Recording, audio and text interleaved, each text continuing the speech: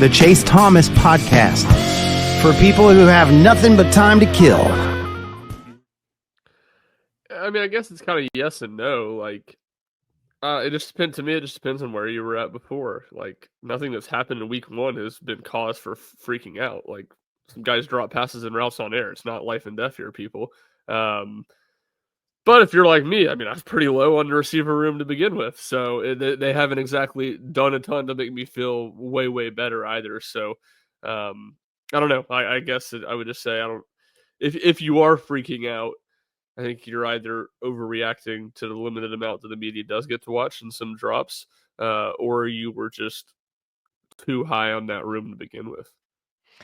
So my thing is, and you and I have talked about this, and here's where we're at. I think fans are like, it's one of those things you can talk about it all off season, but then when things happen, when we're 26 days from kickoff against Syracuse on August 30th in Mercedes-Benz Stadium, what's happening now with Chris Brazzell being out from the first week of fall camp and Mike Matthews missing Sunday is it's becoming clear that Tennessee is super thin at receiver. Do you know what I mean? I think fans and analysts and everybody else are like, oh, they have 5 scholarship receivers right now if a couple of guys go down. And it's a young group of mostly true freshmen or redshirt freshmen.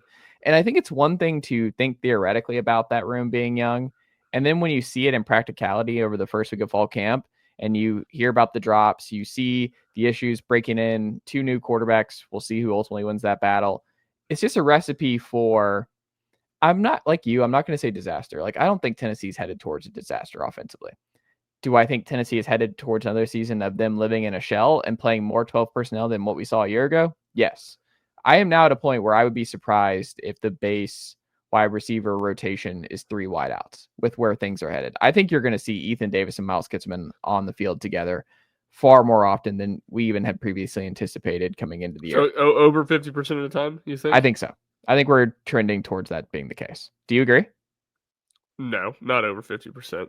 Okay. More than last year, I would probably agree, but not over 50%. I also just think, look, this was not like, this is why I was so annoyed with the spring portal receiver question, where fans were getting really upset about not just taking like the Brady kid from Cal or the Marion kid from BYU who ended up in Miami.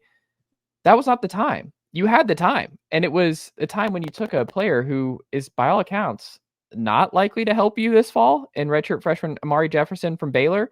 Like, he did not play at all last year. That was your transfer portal wide receiver take.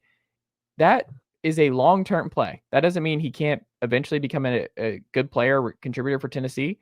It just seems unlikely that it's 2025 is the season that happens for the former talented two-way player from Baylor.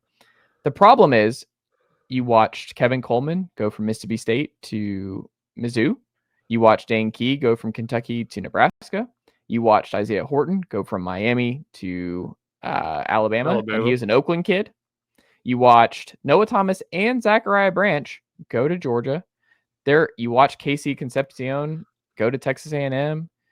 The list goes on and on. There was a lot of movement, even in the spring portal window. Trevor Pena, he jumps in, Syracuse's best receiver last year. He winds up at Penn State, who is right now maybe the favorite to win the national title this upcoming season. There were options. Tennessee did not elect to follow suit on any of those options. They went into this year knowing they were going to be super young.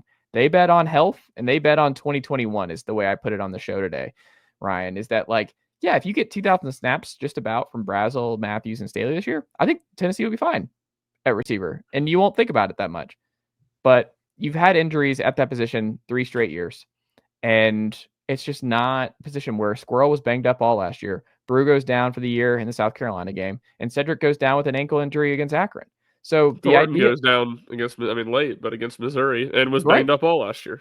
Yeah, so it's just not realistic. So the time to fix this was 9 months ago, Ryan. So to me, I'm just kind of numb to it, where I'm like, yeah, that's about what I expected. And the problem is, and something I wrote about over the weekend at sportsrenaissancebank.com, was that the conundrum is I'm still pretty bullish on them in 26 and beyond. I think this is going to be a really good room in 26.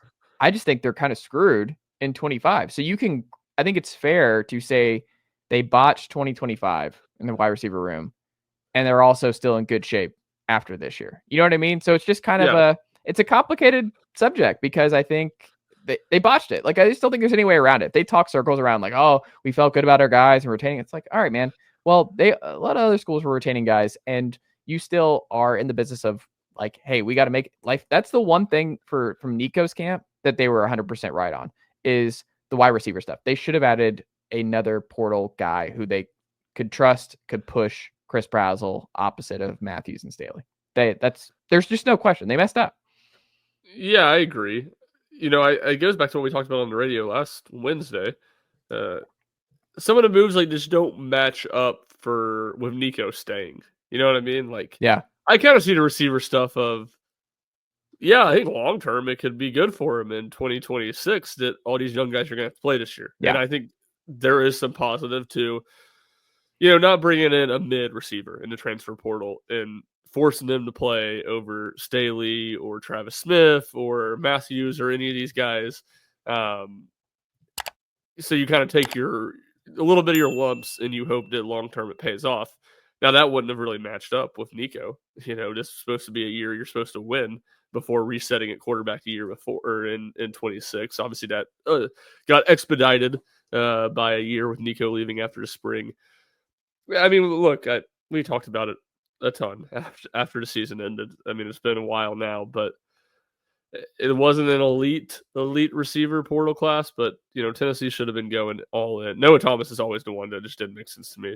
Tennessee, and I don't think Tennessee was ever mentioned, and they should have been going all in to get one of the big name guys. Dane Key, another one I think would have been a really good fit. So yeah, I mean, I agree with all that, and I guess, like I said, if you can stay healthy enough, you can even have some injuries. You can have Chris Brazzell get injured and not play some, but if the other guys are healthy, it might pay dividends down the road of having those young guys get more reps this year, and not just kind of protecting them like has often been the case for the young receivers in Heupel's tenure. Yeah, and Tennessee's still going to be fine offensively. They're still going to run the ball just fine. I think the offensive line's going to be better than what you saw a year ago. I just don't think you're going to see the fun offense that I think a lot of fans were hoping might be back in 2025. I think you're still at least a year away. I think it's going to be a ground and pound and a whole lot more of what you saw last year. And that team won 10 games last year. I just think right now, I haven't done my official prediction yet, but I'm still somewhere. 8.5 is just such a good number because I'm somewhere like I'm just right there. I'm close to going 8-4 with how things are going and trending in fall camp. I'm close to doing 8-4, but I'm not quite there. I'm still 51-49, 9-3 to 8-4, but 7-5. This defense is gonna be too good. I think the defense is just going to be too good for Tennessee to drop 5 games.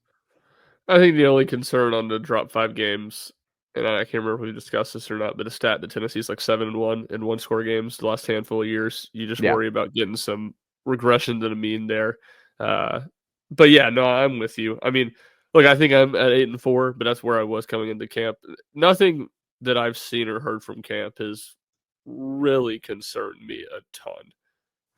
I think we'll, get to know. Nicely done, nephew. The Chase Thomas podcast. Hell yeah.